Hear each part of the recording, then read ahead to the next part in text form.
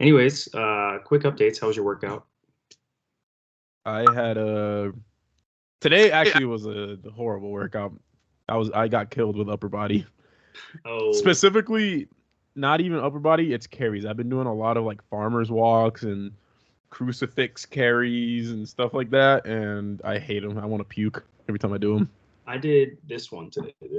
Then this, or yesterday. Sorry, I didn't do it today. I had to stay home because I had appointments I had to do, so I wasn't able to go to the gym today. But it's okay because I'm still getting 2 days in a week. Also, my hamstring is sore, but it's not like I don't think it's like pulled anymore. It's just sore. But I'm gonna slowly start working into jumping again. Okay. We get one more. Dude, I'm gonna lift tomorrow. Saturday I'll do upper, and then maybe Sunday I'll do a low room session. Like pretty easy. you must not want it bad enough, John. Missing workouts. Dude, I had therapy, man. Hey, the weights prioritized over mental health. Come on. Physical health over mental health. It doesn't matter if you're a zombie. What's the Mark Bell shirt? Just lift through it. Live through it. Yeah, Yeah. just live through it. Live strong. Just numb yourself with the pain of lifting. It'll actually, there is some evidence that shows that exercise is actually more effective than SSRIs in the early stages Oh, before your meds hit. So it is actually very super important exercise. so And I live thought about through it. it. But what happened is my brother got home as we finished that last call. I wasn't able to do it. For those listening, welcome to the podcast. We are going to talk about hip thrust today. But for those listening, we are doing a course right now, a business course, and we're diving into it. And so we're listening to all this stuff, and it's like basically a 90-day degree in business, A 90-day business degree. yeah, in like marketing and sales. And so we're just like diving into it. Anyways, that said, he got home at the end of that, and I was like, well, I'm going to spend time with them. And then I was like, I'm not driving 45 minutes to go to UMD when my brother's not even coming with me. I could lift downstairs in the basement. Maybe I'll do that. Anyways, getting into lifting because we're talking about it anyways. Let's talk about the Booty Blaster 3000, one of the most favorite exercises by THPStrength athletes. It is the bicep bro workout for dunkers. It is the ego lift for dunkers, Isaiah. It is the hip thrust. Yeah. So starting off, what is your current hip thrust? Uh, Barbell hip thrust. I think I've done Have you hit 5? 500 something. Definitely 500 something. Ooh-wee. I remember doing 500 when we first, like, it was like the first day me and Austin went to the gym. In the first cycle you loaded for me, like the first jump training cycle, and I hit 500. And I remember my back hurt. It hurt that day. I was using horrible technique on it. Yeah, that's And then last time I did a barbell hip thrust, I did 5 plates for reps. It was when we were in the Bay Area. how much was it? It was 495 for reps, like for probably like sets of 5. That's crazy. You are so much stronger. I remember that, and I was like, damn, I cannot do that. And they're full. They're like when I do hip thrust, they're like first under your back, like you're not supposed to. like I'm like going down, and then I don't hyperextend, but I like a lot of people, they don't go down very far. Right. Like I like go down to like my butt almost touches the ground, and then to parallel or to like neutral hip. The top of the rep is the hardest part. The bottom isn't. You know that, right? Really? Yeah. No.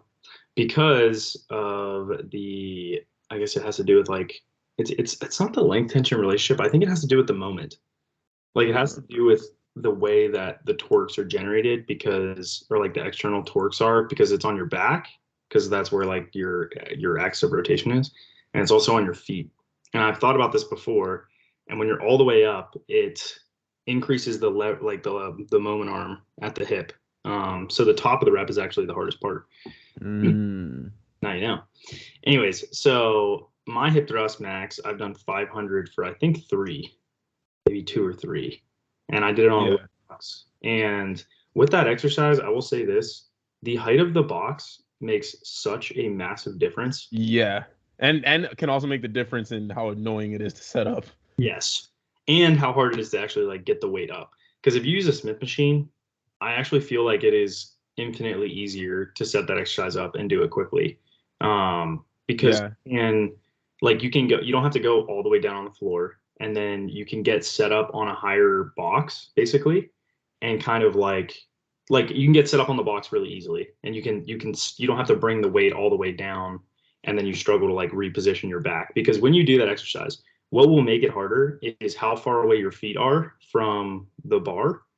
Like, so what you're supposed to do is at the top of the rep, it's 90 degrees at your knee. I bunch my feet in closer to the barbell, and it makes it infinitely easier because, again, you're shortening the external moment arm. So if your feet are further out, then it's going to be a lot harder. And it also changes the load on the like respective muscle groups. So your hamstring crosses two joints, as we know. You know that, right, Isaiah? Yeah. I guess this is for the listeners. And so your hamstring crosses two joints, and and obviously it crosses the knee and the hip. And so when you do a hip thrust, you're extending the knee and you're extending at the hip. Well, the hamstring flexes the knee and extends the hip. So it's kind of in this weird, like, not technically isometric condition. It's actually shortening at the hip and it's lengthening at the knee on the up phase of the rep. And so you can still get, and at least what I found, is a little bit more hamstring activity if you change the length of the hamstring, meaning if you walk your feet out further. So I usually feel it more in my hamstrings if I walk my feet out further. If I keep the feet pretty close to my butt, I definitely get more of like a hip dominant movement, which makes sense because, again, you're changing the moment arm and your glute only crosses the hip joint. So it crosses like different angles of the hip joint, but it still crosses just the hip joint. So when I do it, I walk the feet all the way in, and it makes it so much easier. I think And there's, you said what? I think you actually have a wider, like you walk your feet out further, I think, compared to me. Yeah, I think I'm in like a new, like I'm like in between. Like I'm not like a either extreme. I think there's also more quad involvement when your feet are closer in as well. Yeah, that would make sense too because you're extending the knee Hmm. and more flexion. Do you ever feel hip thrusts in your quad tendon? So I've felt it on my Patella? I felt it on my patella when my knee was really bad. Yeah, it's kind of funny because people look at that and they're like, "Oh, it doesn't work." Like people with knee problems will come to us and they'll be like, "Oh, I can do hip thrusts. It doesn't bother my knees at all." And I'm like, I don't know about that. Yeah. Because it does still use your quad like pretty aggressively, actually. Not as much as like a squat or anything. I haven't even gotten close to as much activity on that, especially depending on how you push. So if you push through the ball of your foot Hmm. versus like your heel is almost like so well for me. I feel a lot more like when I turn the feet out slightly and almost like externally rotate a little bit, I get a lot more of my hip. Whereas Yeah. if like were to push through my toe, hypothetically, I would get a lot more of my quad on that. But it changes slightly, like the positioning. That's my Yeah. experience. Is that yours? Yeah. I haven't messed around with like externally rotating my feet. I have messed around with ball of the foot versus heel.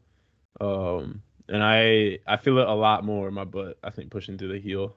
Yeah. I think too, it's also like you push back on the bench more when you use the ball of your foot versus like your heel feels more like you're just pushing straight down to the ground. Um, Yeah. and we don't have like, force plate data to verify this, but qualitatively, at least, that's what it feels like. Um, Yeah.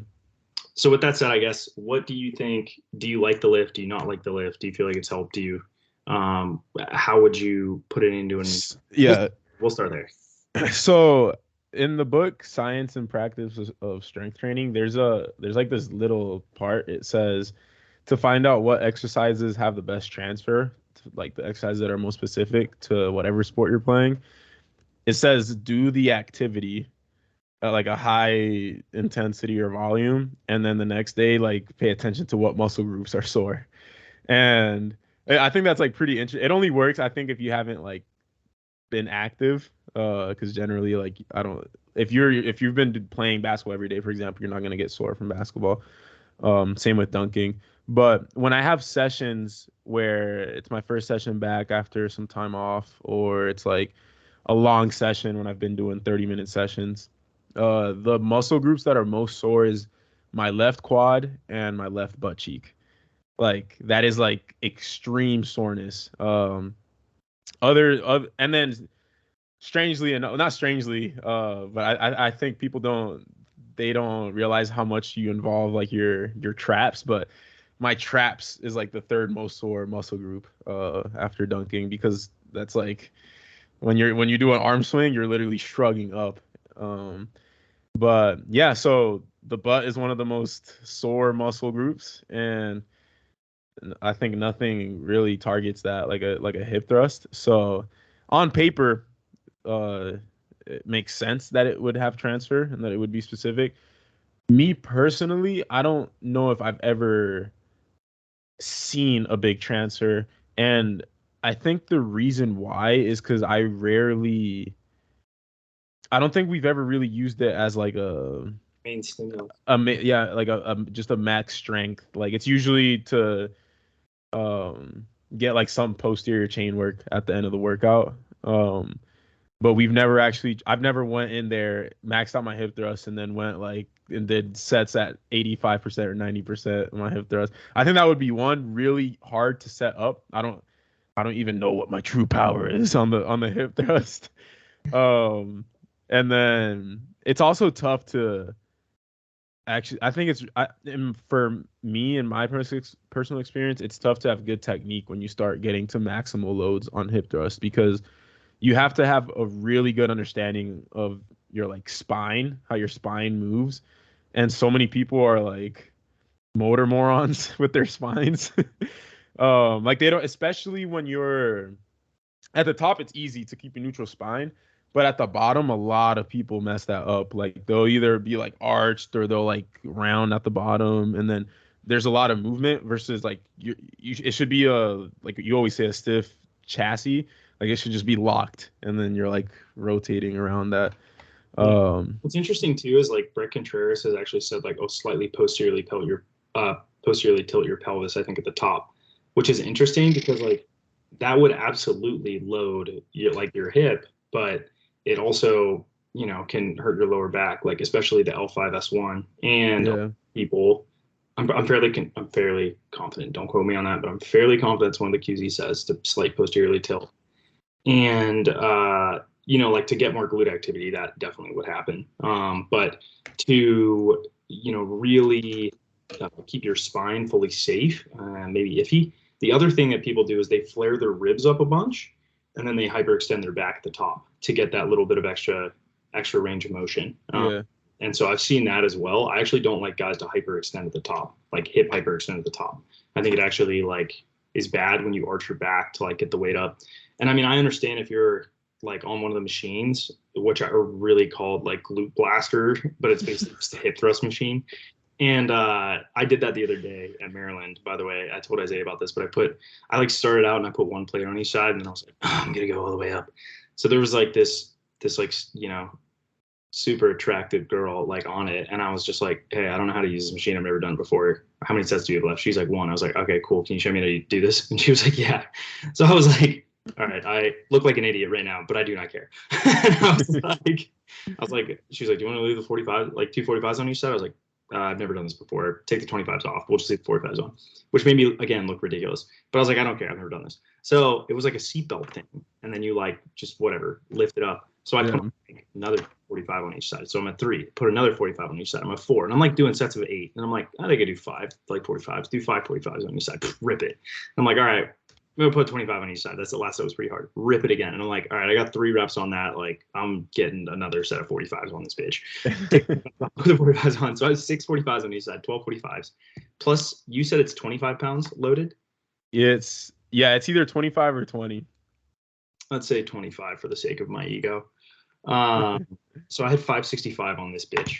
And I just like, I repped it for 3. And this dude, there's a power lifter who's just like, he was actually very strong, I could tell, but he's just like staring at me. He's like, yeah, that's pretty good. Me to screw it up, but I did hyperextend on the last rep because it has a lockout position at the top, and I was like, shit, I have to get all the way to the top. Like you take these handles, you pull them towards you to lock it at, like to rack the weight.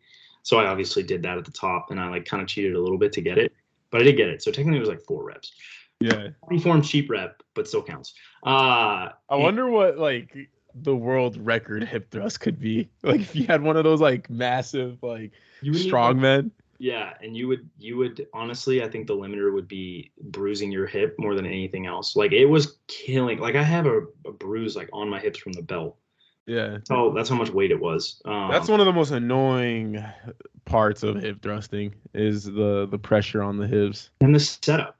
And this like comes back into it. And I have no shame doing it. I think it's hilarious because like you get these just gym bros in there and they're like, what the hell is this twig boy doing hip thrusting Yeah. 600 pounds or whatever? And they're just like they're over there doing like their machine rows at like, you know, whatever, 315 or whatever. And I'm just like, I'm gonna hip thrust 600 pounds. Like stupid. Like it's funny to me. It's like one of those things. Yeah. So it is the ego lift of dunkers. We very much agree. But on setting it up, it does suck. I don't like it. Did you buy one of the pads on Amazon for it? Blue Balance. No, I think we were using the stability pad. That's Yeah. what we would use. That works really well actually, unless it's Yeah. like in and then it just absolutely crushes your hips. Yeah. So getting into the specifics of it though, in terms of like biomechanics, XPhys, do we think that it is a good lift? I actually love hip thrust. I think that, like Isaiah said, it's hard to standardize. It's not like a pull up or a push up that's like pretty easy to standardize, or like a squat or a bench press. Like in a squat, like for me, I prefer using high bar deep squat for my athletes. So they can do it. I want to see them do it. So it's when you're down, you're down. You know, that's the ideal situation. I want to see the pelvis rotate at the bottom. But for hip thrust, it's very hard to see those little nuances. And so that said, like I think it's relative, and it really comes down to like, is it safe? So does it hurt your back? Is usually where you're gonna feel it. It's usually you can load the hell out of that exercise and you won't usually feel it, but sometimes if you go heavy enough, you will, like Isaiah did when he did 500. And then is it effective? And I think for 1 foot especially, it really has made a really like difference because I can't deadlift very often, and I can do RDLs, but my hips are a lot stronger than my quads are. And you can just look at like my lifts and you could pretty much observe that my hips and my calves are so strong compared to like most other people. And I think that the reason that is because 1 foot jumping is going to be like it's going to use your hip in a really unique way because the pelvis undulates and oscillates when you plant. And not that it doesn't do that in 2 foot, because it does. But like your pelvis gets like jarred upwards, and you kind of like the push is a really unique kind of like hip hike action as you're pushing with your calf and like really aggressively stretching the Achilles, and then it's really just being strong in like an 8th squat, you know, like you don't really very much, but you have to be able to amortize and produce a shit ton of force in that position at the knee especially. So I think that the hip like generates a ton of lift if your knee is strong enough to handle the braking forces and push upwards, you know, in unison with your calf and your hip and your knee. So if there's a breakdown in one of those areas, like if your knee is not strong enough to handle the force from your hip or your like calf, then you're either going to get Achilles pain or you're going to get knee pain. Sometimes I've seen athletes' hips give out, but that's like very rare. Like Austin has it happen actually. It has happened frequently. Yeah. And I think it's actually because he just generates so much peak force and his hip just gets jarred into the socket so aggressively that it's like he cannot amortize. He cannot turn around the momentum from that like jarring sensation. So I do think it's very specific. I haven't really periodized it in programs outside of volume and intensity, but I think that you could do like a really cool progression if you were to build in, you know, some force velocity stuff. I really wouldn't do it for velocity though, probably. Oh, here we go. How much is this? 500? Yep. Easy. It paused. It's not the full video. I did more. It says softbox too. That's pretty impressive. Yeah. So yeah, that's my feelings about it. I do like it. I do like programming it. I think it's good for posterior chain work. It's also good for back rehab.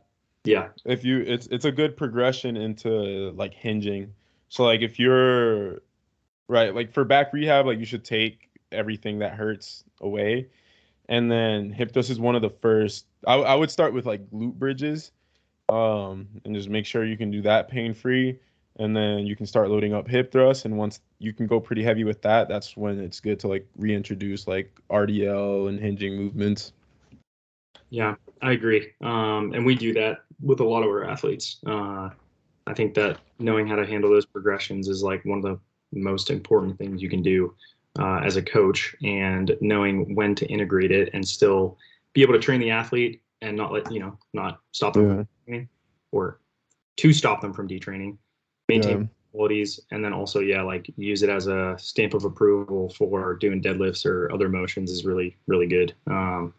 Yeah. So do you have anything else about the hip thrust you want to add? I think it's important. I think like training the glutes is really important in general for jumping. Who said, wasn't there a dunker? Dunkers. The most important, like, was there a dunker that was like, this is the most important lift, like that your hip is like everything? Was it that sounds familiar. I don't remember who it was. I think Jay Clark always said like he felt his hips so much in jumping, and that like he really liked the hip thrust. It was like maybe I don't remember who it was. But yeah, I think like dunkers are some of the thickest athletes, man. So train the glutes. THP develops glutes really well. And we'll give you the cake. Just a freaking Isaiah's actually, we talk about this often. We don't like to objectify him, but yeah, I'm objectified. He's got a caboose. I have to film my squats from the front now instead of the back because the YouTube comments just get out. It'll all just be gay comments. If I post a hamstring curl video, an RDL, or a squat video where it's like my butt is showing, it'll be like 30% gay comments. Like, is it from the gay community, or is it like people? No, like it's like guys trolling. Incredible. Hey man, engagement is engagement. Maybe you should from the backside more often. Maybe we should start doing Facebook ads targeting Insta thoughts. Get into that community. I think we should. No, dude, it's so funny. Like if you and I wanted to, we could bodybuild and probably crush it because it's so simple, honestly. And like bodybuilders listening, it's like, no, it's not. And it's like, yeah, it is. You just like super basic. Training is training, man. People don't understand that we are good at training for any goal. Like if you want to build muscle mass, we know how to do that. If you want to get your squat and deadlift up, like power lift, we can do that. If you want to jump high, we can do that. If you want to jump high, you can do that. If you want to run long distance, we can do that. And I think that's what makes it good. Yeah. Like it's all the same stuff, just like a different shade of gray and different, stimuli or whatever else. Anyways, so like, sometimes I'll date these girls and they're like, oh, I go to the gym, like I work out like 5 days a week or whatever. And I'm like, oh, you probably don't want my opinion on it. Like, what do I know? And I'm like, meanwhile, I'm one of the best fucking strength and conditioning coaches in the country. Yeah. like for training, like my coach or whatever else. And I'm like, no, I can help you because I don't look like a bodybuilder, so therefore I don't know what I'm doing. Like it's the stupidest fallacy ever, but whatever. It's crazy the regular person, like the average Joe, like the lay people out there who have done like an actual THP workout, I've gotten crazy ass results. But 90% of regular people that I try to put on the training is just too hard, or it's too like the movements are too like they don't want to go out and sprint, you know what I mean, or do like a dynamic warm up. But I remember the one person that has done it consistently is my little sister. She does not jump or anything like that, not a jumping athlete, and she goes out there and does the full warm-ups, the jump circuits and shit like that, and like she got great results. Like she lost a shit ton of weight when she first got on, so it works. Training's training. I agree. I very much agree. Well, that said, I feel like it's a good point to wrap it up. As always, guys, like, comment, subscribe if you're looking for the best jump coaching in the entire world, where Isaiah and myself will work with you guys individually, get on one-on-one calls with you guys, be able to assess your technique, both jumping and lifting, and then also write your programming for whatever needs you have. Back pain, we adjust for that. Knee pain, we adjust for that. Achilles pain, we adjust for that. We're good as shit at what we do, and we love it. And we want you guys to improve, and we're really passionate about that. So if you're serious about getting better and you want to work with us, go to THPStrength.com, and we would love to have the opportunity to coach you guys and help you guys achieve your goals. Isaiah, you got anything else? That's pretty much it. We'll catch you guys in the next podcast. All right. Peace.